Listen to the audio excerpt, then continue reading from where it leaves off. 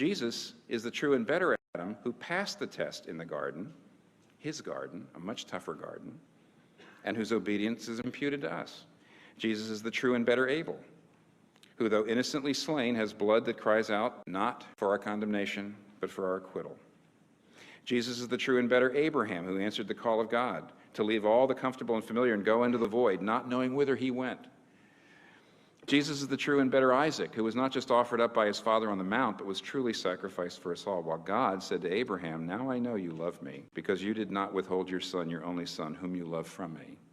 Now we, at the foot of the cross, can say to God, "Now we know that you love me, because you did not withhold your son, your only son, whom you love from me." Jesus is the true and better Jacob, who wrestled and took the blow of justice we deserve, so we, like Jacob, only receive the wounds of grace that wake us up and discipline us. Jesus is the true and better Joseph, who is at the right hand of the king and forgives those who betrayed and sold him and uses his power to save them. Jesus is the true and better Moses, who stands in the gap between the people and the Lord and who mediates a new covenant. Jesus is the true and better rock of Moses, who, struck with the rod of God's justice, now gives us water in the desert.